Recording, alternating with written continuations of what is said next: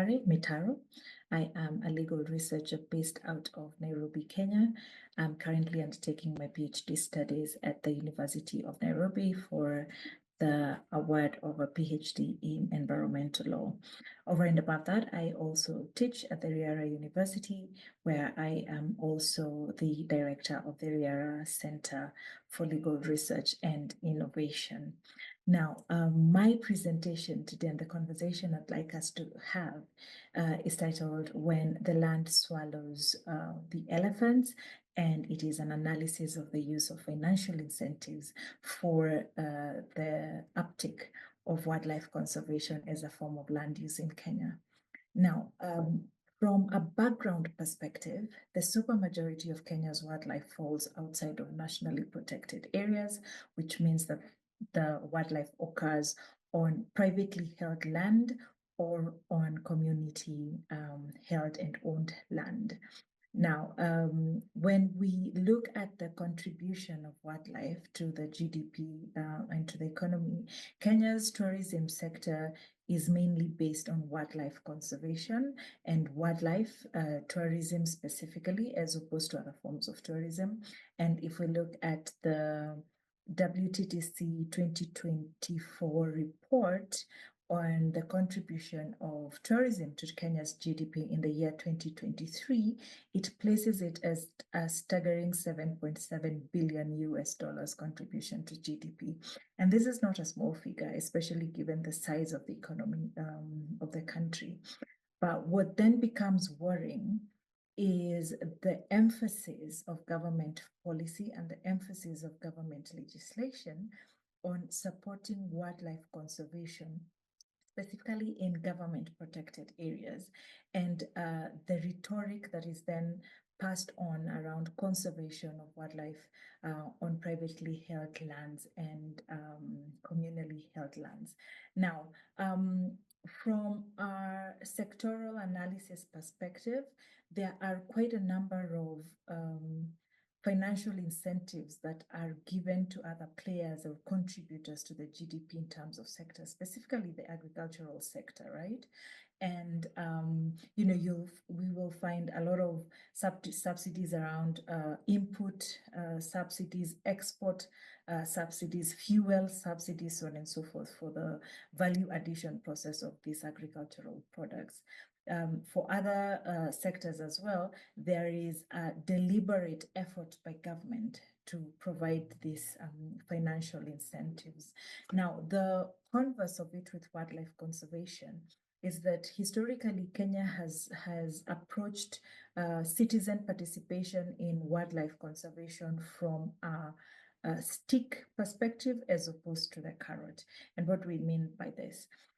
If we trace it back from pre-colonial and actually colonial period, the rhetoric and the legislation that was passed in regards to how citizens of the country could participate in wildlife conservation, or even the wildlife economy for that matter, was staggeringly different. So take the example of killing wildlife. The white man, the colonialist, would be able to kill an elephant for sport and for sale of elephant tusks. And that was identified as legal from a legislative perspective, but the killing of wildlife for subsistence was then criminalized. And we still have that criminalization of killing of wildlife in Kenya for subsistence or for any other reason for that matter. And Kenya is one of the jurisdictions across the continent where hunting, whether for sport or for any other purpose, is considered illegal in nature.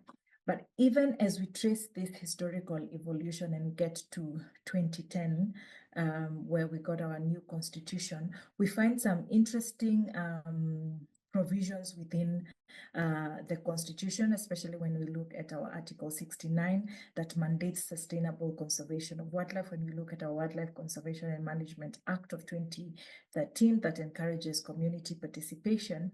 But you still find situations where the incentivization of citizens to take up wildlife conservation as a form of land use is still lacking. And when you compare the return on investment for a landowner who decides who has an array of choices on how to utilize his land, whether it's for agriculture or whether it's for wildlife conservation, you find an interesting pattern.